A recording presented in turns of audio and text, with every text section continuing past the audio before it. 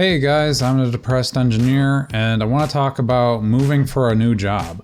So as you may have noticed from my other videos, I've actually moved from Ohio where I got my college degree. I also did a bunch of internships in Ohio. And then I moved to Fort Wayne, Indiana. And then from there I moved to pretty much Salt Lake City, Utah. I was more in the Layton, Utah area, if you're interested at all. But Utah just really wasn't the place for me. So eventually I ended up in Phoenix, Arizona. And I'm currently residing in Tempe, Arizona. So I guess the biggest thing you want to think about is why would you want to move for a job? Now, obviously, depending on where you got your degree, like for example, since I was in Toledo, Ohio, at the time when I was looking for jobs, there weren't really a whole lot of good engineering jobs at the time. And of course, this is going to be different for every different discipline out there, so take everything with a grain of salt. Nowadays, actually, because I'm originally from Cleveland, Ohio, there's actually a decent amount of jobs out in Cleveland, Ohio for engineering. I think mostly there's like a mini tech boom going on out there for mostly like software development, web development, things like that. So, but at the time when I was moving there, that wasn't really a thing that was going on. I ended up going to Fort Wayne, Indiana because Fort Wayne, Indiana, you wouldn't think there'd be a whole lot of jobs there, but there was actually a decent amount of engineering jobs because of BAE Systems out there. And that was pretty much how I got introduced to the defense contracting sector. Although when I started working for BAE Systems, it started off in commercial aircraft. So it was more like commercial aerospace, working on commercial circuit boards, like for example, just like parts that would go onto a Boeing 737 or circuit cards that would go onto a 777. And those were things that we would produce those products, and then we test them to make sure they work. And then if we had anything come back from Boeing, we'd have to investigate that, look into it further, do more troubleshooting, et cetera, et cetera. So that's pretty much how I got started into that. And then I got another BAE Systems job out in Utah, and that was purely into defense contracting, working on the Minuteman III system.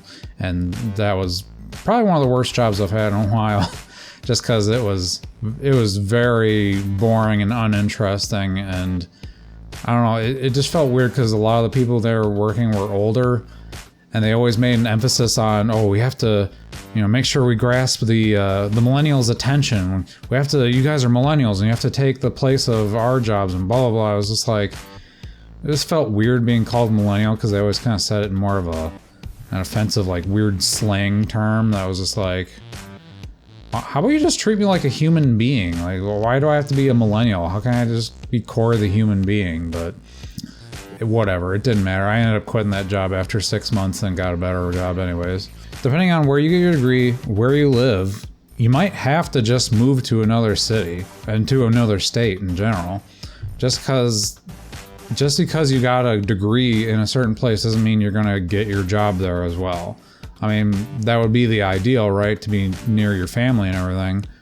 But sometimes it just doesn't work out that way. For me, it definitely didn't work out that way. And I also actually wanted to move towards the West Coast. My ideal was getting a job in California and just living out near the Pacific Ocean. Unfortunately, for me anyways, like California just has a really high cost of living. It's pretty much impossible to get a home out there. Even like the middle of nowhere areas of California just are way too expensive. And for me, I've kind of given up on that. Arizona's pretty good just because the cost of living's not too bad here. I mean, it's definitely been going up. There's actually a lot of people who live out in the desert, but it's definitely not as bad as California. And if I want to go to California, it's not that far away to just drive out there for like a weekend and, I don't know, go check out some beaches or go check out like Joshua Tree Park, which is still a thing I want to go do. So Arizona's been pretty nice to me so far. I guess that would be another reason to move for another job, is just cost of living. Even if you can find a job where you are, you can just go somewhere else that's a little more affordable. It's also nice in engineering. Engineering's, you can almost find it anywhere. So especially in like more densely populated places. But there are places, even you can find, I've had job offers for engineering jobs out in Minnesota, or no, maybe it was Montana. It's one of those states. But like either way, I don't think I'd ever want to live in those states because they're kind of out in the middle of nowhere. Sometimes there's a reason the cost of living is cheaper. And definitely, like Montana is definitely one of those places where it's like, I mean, at this point I might as well just live in Canada, you know? So that's just my opinion, of course. But yeah, I mean, these are things you're just gonna have to think about when you're doing. And then when you do decide that you want to relocate for a new job, it's definitely important to talk to your employer about relocation assistance. So I think the cheapest I've ever gotten was like $500. Actually, I guess the cheapest is $0. I ended up moving to Utah with like no relocation package whatsoever, and it sucked. Because you have to go get an apartment, you have to give them a down payment on the apartment. When you do find a new apartment that you want to go to, which by the way, when I moved across the country, I did a lot of just browsing online for apartments.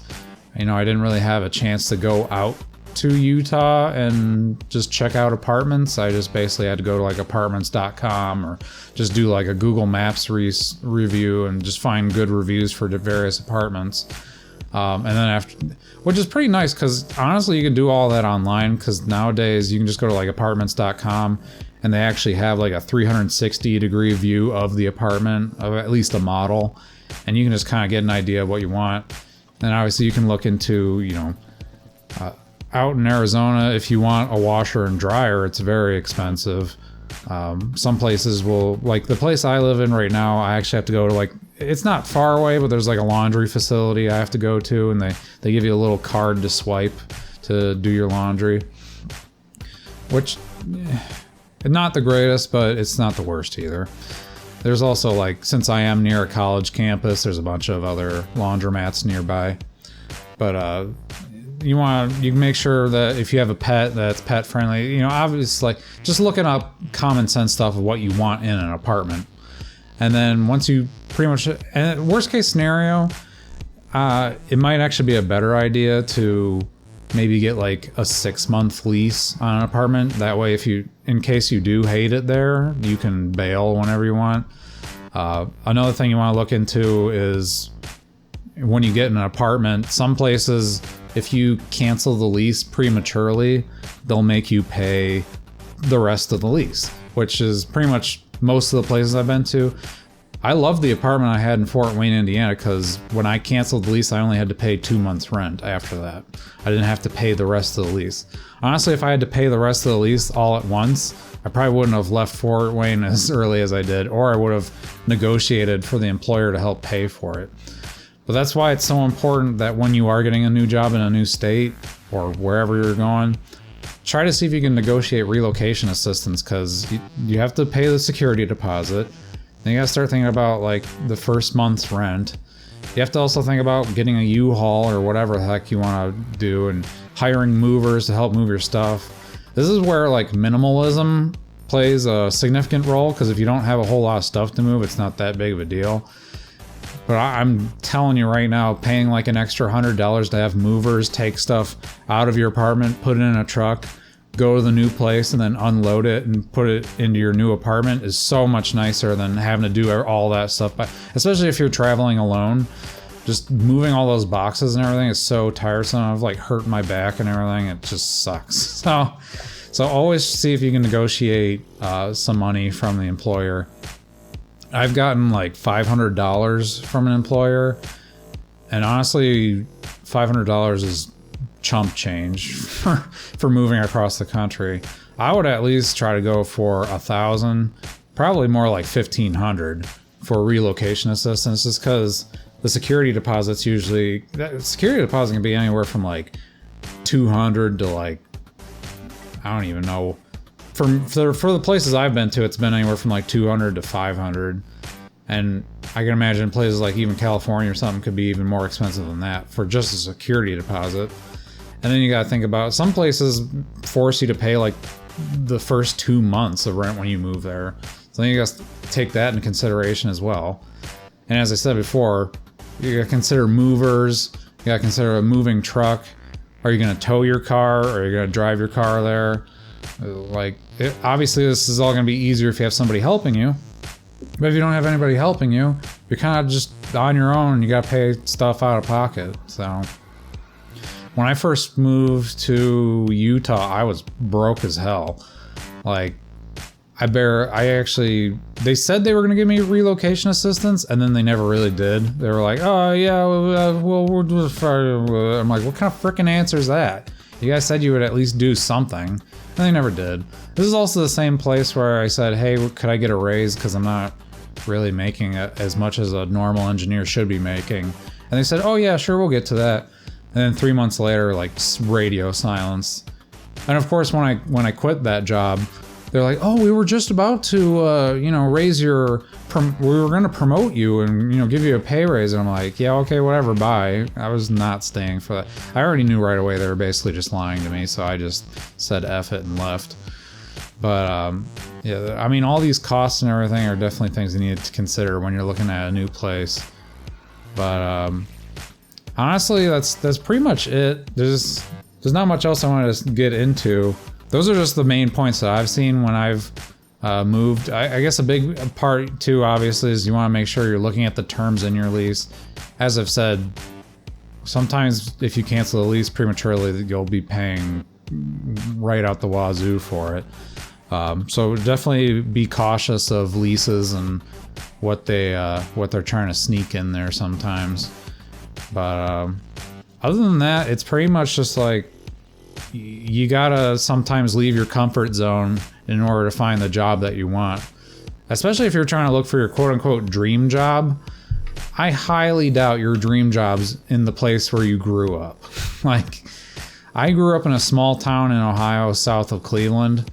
There's no dream jobs out there. There's hardly any dreams or hopes out in Ohio, let alone a dream job. I think most of the engineering jobs in Ohio are near Cincinnati. Like I said, Cleveland's gotten a little bit better, but Cincinnati and Dayton are kind of like the hubs for engineering right now. And again, a lot of those are defense contracting jobs. So if you want to get into defense contracting and you live in Ohio, then Cincinnati and Dayton are the place for you. But the longer I stay in the defense contracting sector, the more I realize I fucking hate it. And I'd almost rather be homeless than work at a freaking defense contract. I'm honestly gotten really close recently. I know I said in one of my previous videos that if things weren't getting better, that I was just going to straight up quit that week. Things actually got a little bit better. And I stayed there, and we actually had a new project that was coming through, and I mean, it was still kind of a crappy project, but it was still something. And then I think it was either a week or 2 weeks right after that, I got taken off that project, and then I'm working basically on spreadsheets and Visio files again. And like, I'm pretty much just a paperwork bitch. After I've worked at this company for 2 years, and I'm still just doing random paperwork. No design work, nothing even remotely related to engineering. It's like, I'm literally working on an analysis that says, well, can this cable plug into this cable? Oh, it can, but it can also plug into this cable. Better write that down. That's literally all I've been doing. And we were going over because we assign points to our tasks, and people were looking at the points I was getting. They're like, are you sure that's worth that many points? I'm just like, does it matter anymore as long as I get the task done at this point? And it's becoming more of a shit. I don't know why. Every time I think I have hope for this current job, they find another way to take those hopes and dreams and be like, hey, you actually almost look like you're having an okay time working here. Nope, let's get rid of that stuff right now. So they always manage to make it, and I fall for it every time. Where I'm like, oh, maybe things are actually going to get better. And then they get worse. Or they stay the same. And I'm like, hey, this task is getting assigned to me. Maybe I can actually work on this and that'll be a thing I can do. And, you know, I'll slowly work my way up. And then they're like, nah, we just need you to get signatures from these people. And then after that, we've got nothing else for you. I'm just sitting there like, are you serious? And then when you do ask for more work, they're like, oh, I've got an idea for you. What if you got more signatures for this other document? I'm like, bro, there's more to engineering than just getting signatures. What is this, man? It's driving me insane. I gotta get out of there. I got really close to just quitting this week because I was borderline losing it at my desk. And honestly, I've gotten to the point where I can't, man. I really just can't do it. Like I said, I'd almost rather be homeless than working there. And of course, we could see how long that would last for me to be homeless. I'd probably be homeless for 2 days before I'm like, man, this sucks. It's like, well, no fucking shit, man. You're out in the streets. You gotta find food and water somehow, and shelter. I'll probably just have to find a bridge or some cardboard boxes or something. Or again, I'd have to go move back to Ohio with my parents, which honestly is looking better. Even though I'd have to deal with my dad, I'd almost rather do that than have to deal with the BS I have to deal with constantly at work. So, and the job's just making me depressed. Like, I don't think I've ever been more depressed in my life than I have been now. Just because this job is just so soul crushing and defeating. And it makes you think that this is the rest of your life and that there's no hope for anything else to get better. So it's just like, cool, thanks guys. But anyways, I just ranted about stuff that was completely unrelated to moving to another location for a job. But I guess, honestly, I thought this video might be a little bit longer, but there's not really much to moving for a job. It's, you make the decision on your own.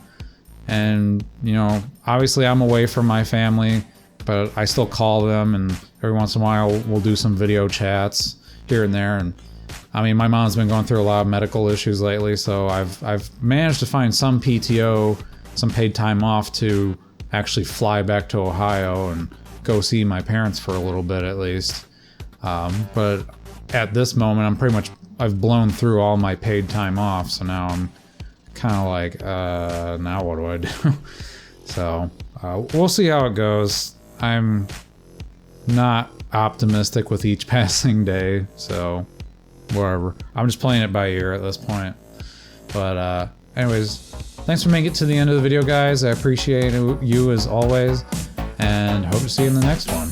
Bye.